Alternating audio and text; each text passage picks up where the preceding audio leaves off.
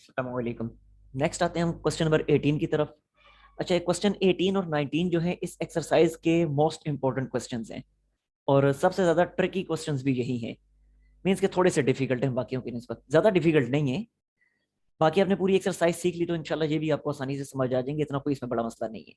देखें, इन दोनों क्वेश्चंस को मैं एक ही वीडियो में रखूंगा। मींस के इस वीडियो में इन दोनों के अलावा और कोई क्वेश्चन नहीं होने वाला, सिर्फ 18 और 19 होंगे।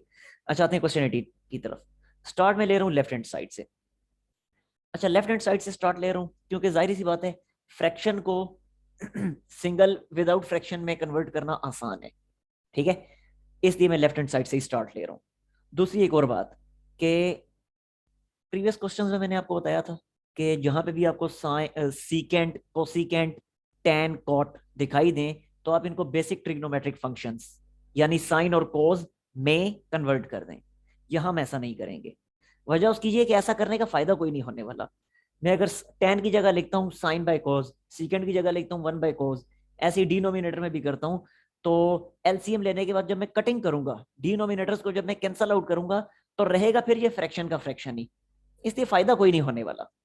ठीक है, ये करके आप देख लीजिएगा। बेशक कैंसिलेशन जब आप करेंगे फिर भी वो फ्रैक्शन का फ्रैक्शन ही रहेगा, फ्रैक्शन फिर भी रिमूव नहीं होगा।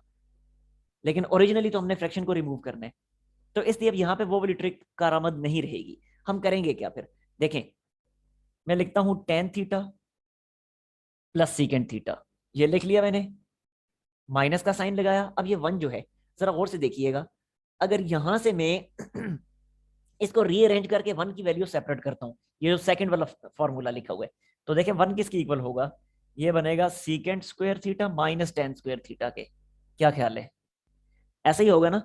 तो ये आइडेंटिटी में यूज कर रहा हूं, वन की जगह फिर मैं लिख रहा हूं secant square theta minus ten square theta. तो ये ब्रैकेट में मैंने लिख दिया secant square theta minus ten square theta. ठीक हो गया। डिवाइड, डिवाइड के बाद ये पूरे का पूरा एज इट इज मैंने लिख दिया, ten theta minus secant theta plus one. अच्छा, इसके बाद अब जरा मजीद देखिएगा, फिर से मैंने लिखा tan theta plus secant theta as it is, minus का साइन। ये a square minus b square के फार्मूले के मुताबिक इसको मैं एक्सपेंड करके लिखूंगा a plus b a minus b, यानी secant theta plus tan theta and secant theta minus tan theta, secant theta minus tan theta. ठीक हो गया जी। जबकि डिनोमिनेटर में ये पूरे का पूरा ten theta minus secant theta plus one, इसको मैं एज इट इज लिख रहा हूं। अच्छा, अब जरा देखें, अब अगर गौर से देखें आप, देखिएगा इसको जरा। ये नेगेटिव साइन से पहले, इस नेगेटिव साइन से पहले इस पूरी को मैं एक टर्म कंसिडर करता हूं, ये जिसको मैंने अंडरलाइन किया रेड कलर में। और माइनस के साइन के बाद ये पूरे का पूरा जो है, ये पूरा, अब जिसको मैं ग्रीन लाइन से अंडरलाइन कर रहा हूं, ये पूरा, इस पूरे को मैं सेकंड टर्म कंसिडर करता हूं। अब इसको देखिए और खुद ही अपने आप को बताइए कि इन दोनों में कॉमन क्या आ रहा है। तो डेफिनेटली ये ten theta plus secant theta जो है इन दोनों में कॉमन आ रहा है, तो लिहाजा मैं कॉमन निकाल लेता हूं। तो जब मैंने कॉमन निकाला तो ये मैंने लिखा tan theta plus secant theta, ये कॉमन आ गया। अच्छा, अब आगे देखिएगा, अब बाकी अंदर क्या बचेगा, तो ये मैंने लगाई ब्रैकेट, ये तो मैंने कॉमन निकाल लिया। अब बाकी अंदर क्या बचेगा, इस जगह से टेन प्लस सीकेंड चला गया तो बाकी क्या बचा, बाकी बचा वन। आगे ये माइनस का साइन, और बाकी ये सेकंड ब्रैकेट जो है सीकेंड थीटा माइनस टेन थीटा, वो एज इट इज बाकी बच गई। सीकेंड थीटा माइनस टेन थीटा वो एज इट इज बाकी बच गई। ठीक हो गया जी। जबकि डिनोमिनेटर जो था उसको फिर मैं एज इट इज लिख देता हूं, यानी tan theta minus secant theta plus one. अब जरा देखें क्या बनता है। Now this is equal to tan theta plus secant theta में फिर एज इट इज लिखता हूं, tan theta plus secant theta, इसको मैंने लिख दिया एज इट इज। बाकी जो अंदर है उसको देखिएगा, ये बनेगा one minus secant theta plus tan theta, one minus secant theta plus tan theta plus tan theta. Denominator देखें, डिनोमिनेटर में ten theta minus secant theta plus one, इसे रीअरेंज करके मैं जो तरतीब सेकंड ब्रैकेट में है उसी तरतीब के मुताबिक मैं लिख देता हूं। देखें प्लस वन था ना, तो ये मैंने लिख दिया प्लस प्लस वन। फिर माइनस सीकेंड थीटा है, तो ये मैंने लिख दिया माइनस सीकेंड थीटा। ठीक हो गया। फिर प्लस टेन थीटा है, तो ये मैंने लिख दिया प्लस टेन थीटा। अब जरा देखें इसको, क्या ये चीज और ये चीज सेम नहीं है? डेफिनेटली सेम है, कैंसल आउट, बाकी जो बचा वो प्रूफ हो गया, दैट्स ऑल। ठीक हो गया जी। इस क्वेश्चन को करने का एक दूसरा तरीका भी है। वो दूसरा तरीका ये है कि ये जो चीज है इसको रैशनलाइज करें। मतलब ये ऐसे होगा कि एक ट्रिग्नोमेट्रिक फंक्शन को अलग कर दें और बाकी दोनों को अलग करें, कॉमन लें, माइनस का साइन कॉमन लें, उसके बाद रैशनलाइज करें। उस तरीके से भी हो जाएगा, लेकिन उस तरीके से काफी लेंथी हो जाएगा और काफी डिफिकल्ट हो जाएगा, आपके लिए बहुत डिफिकल्ट हो जाएगा। इसलिए ये वाला मेथड उसके मुकाबले में काफी आसान था, लिहाजा इसी मेथड से मैंने इसको किया। ठीक हो गया। तो ये था क्वेश्चन नंबर 18। हम अब चलते हैं क्वेश्चन नंबर 19 की तरफ। आते हैं क्वेश्चन नंबर 19 की तरफ। अच्छा, क्वेश्चन नंबर 19 जो है मैं उस तरीके से नहीं करूंगा कि जिस तरीके से आप लोगों को गूगल वगैरह पे जो नोट्स मिलते हैं, उन उन नोट्स में ये किया गया है कि मैं बता देता हूँ आपको जुबानी जुबानी वहाँ क्या किया गया है। वहाँ आप गूगल के नोट्स देखेंगे, आपको इजीली समझ आ जाएगा।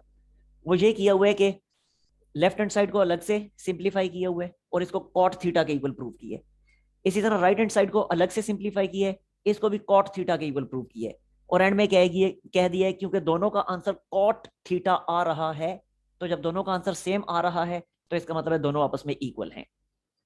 ठीक है, दोनों को अलग अलग से सिंप्लीफाई करके सेपरेटली कॉट थीटा के इक्वल प्रूव किया। मैं ऐसा नहीं कर रहा।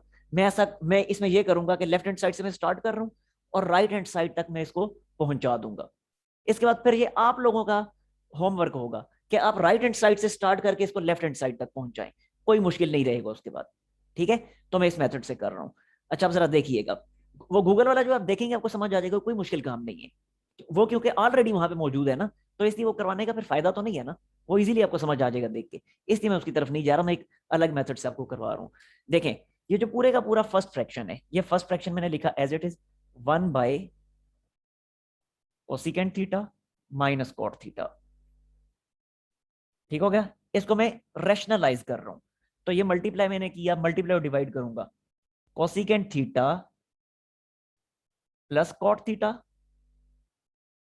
Divided by cosecant theta plus cot theta. ठीक हो गया जी। ये पूरे का पूरा फर्स्ट फ्रैक्शन जिसको मैंने कर दिया रैशनलाइज, जबकि माइनस के साइन के बाद सेकंड फ्रैक्शन जो है वो एज इट इज लिख दिया, -1/sin थीटा। ठीक हो गया। अच्छा, आप जरा आगे देखिएगा, अब ये बनेगा क्या? ये बना cosecant theta plus cot theta, जरा 1 के साथ मल्टीप्लाई होगा तो एज इट इज आ जाएगा, cosecant theta plus cot theta divide.